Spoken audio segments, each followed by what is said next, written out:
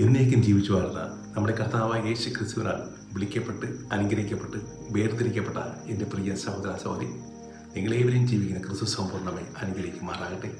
ഞാൻ ഇപ്പോൾ ചിന്തിക്കുന്നത് ദൈവത്തിന് മൂന്നാമത്തെ വാഗ്ദത്തമായ പരിശുദ്ധാത്മാവിനെ കുറിച്ചാണ്. ഹല്ലേലൂയ.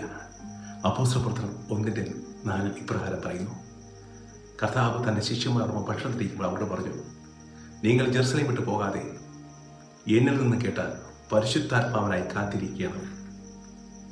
തുടർന്ന് വായിക്കുമ്പോൾ 8 പറയുന്നു, പരിശുദ്ധാത്മാവ് നിങ്ങൾ പ്രാപിച്ചു കഴിയുമ്പോൾ നിങ്ങൾ ശക്തി പ്രാപിക്കും. The explosive power. നിങ്ങൾ സാമരിയായാലും യൂദയായാലും ജെറുസലേമിലും ഭൂമിയുടെ അതിർത്തികൾ വരെയും എനിക്ക് സാക്ഷികളായി തീരുകയും ചെയ്യും. പ്രിയരെ, ഇതായിരുന്നു കർത്താവ് താൻ സ്വർഗ്ഗത്തിലേക്ക് എടുക്കപ്പെടുന്നതിന് മുമ്പ് ശിഷ്യന്മാർക്ക് നൽകിയ അവസാനത്തെ വാഗ്ദാനം. ഇതായിരുന്നു തൻ്റെ ശിഷ്യന്മാർക്ക് നൽകിയ സുവിശേഷത്തിന്റെ രൂപരേഖ, അവർ ചെയ്യേണ്ട ജോലി. ഹല്ലേലൂയ. തുടർന്ന് 2-ാമത്തെ അധ്യായത്തിൽ നാം വായിക്കുമ്പോൾ 120 പേരുടെ മുകളിൽ പരിശുദ്ധാത്മാവ് അഗ്നിയായി ഇറങ്ങി വന്നതായി നാം കാണുന്നു. അതിൽ ഒരുവനായിരുന്നു പത്രോസ്. പരിശുദ്ധാത്മാവിനെ പ്രാപിച്ചതിന് ശേഷം പത്രോസ് യഹൂദന്മാരുടെ മുമ്പിൽ എഴുന്നേറ്റിരുന്നുകൊണ്ട് പറയുകയാണ്, നിങ്ങൾ ക്രൂശിച്ച ക്രിസ്തുവിനെ ഞങ്ങൾ സാക്ഷീകരിക്കുന്നു. ഹല്ലേലൂയ. അവൻ്റെ ആദ്യ പ്രസംഗമായിരുന്നത്. അവൻ്റെ ആദ്യ പ്രസംഗത്തിൽ അവൻ 3000 സ്ത്രീ പുരുഷന്മാരെ കർത്താവ് യേശു ക്രിസ്തുവിന്റെ നാമത്തിൽ സ്നാനപ്പെടുത്തി സഭയോട് ചേർത്തു. അതായിരുന്നു ആദ്യത്തെ സഭ. ഹല്ലേലൂയ. പ്രിയരെ, ഈ പത്രോസ് പരിശുദ്ധാത്മാവിനെ പ്രാപിക്കുന്നതിന് മുമ്പ് കർത്താവിനെ 3 പ്രാവശ്യം തള്ളി പറഞ്ഞവനായിരുന്നു, എനിക്ക് അവനെക്കുറിച്ച് അറിയില്ല എന്ന്. ഹല്ലേലൂയ.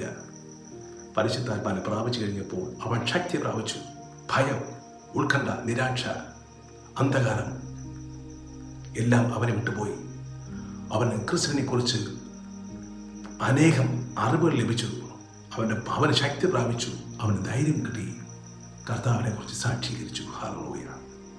സഹോദരനെ, പരിശുദ്ധാത്മാവ് നമ്മളെ കടന്നു വരുമ്പോൾ നമ്മളെ അജ്ഞത കടന്നു പോകും. എന്ത് സംസാരിക്കണം, എന്ത് തിരഞ്ഞെടുക്കണം, എങ്ങനെ പ്രാർത്ഥിക്കണം എന്നൊക്കെ കർത്താവ് നമുക്ക് വെളിപ്പെടുത്തി തരും. ക്രിസ്തുവിൻ്റെ ആത്മാവാണ് പരിശുദ്ധാത്മാവ്. ക്രിസ്തുവിൻ്റെ രൂപം ഇല്ല എന്നേ ഉള്ളൂ. ക്രിസ്തുവിൻ്റെ ആത്മാവാണ് പരിശുദ്ധാത്മാവ്. പ്രിയരെ, ക്രിസ്തുവിൻ്റെ ആത്മാവ് പ്രാപിക്കാനായി നാം നിരന്തരം പ്രാർത്ഥിക്കണം. ഹല്ലേലൂയ. നമുക്ക് ഒരു നിമിഷം കണ്ണടച്ച് കർത്താവിനെ പ്രാർത്ഥിക്കാം. കർത്താവേ, അവിടുത്തെ ആത്മാവാകുന്ന പരിശുദ്ധാത്മാവിനെ ഞങ്ങൾ നൽകി ഞങ്ങളെ സമ്പൂർണ്ണമായി അനുഗ്രഹിക്കണമേ. അതിലൂടെ അവിടുത്തെ സാക്ഷീകരിക്കുവാൻ, അവിടുത്തെ സുവിശേഷത്തിൻ്റെ ജോലിക്കാരായി മാറുവാൻ ഞങ്ങളെ സഹായിക്കുകയും ചെയ്യണമേ.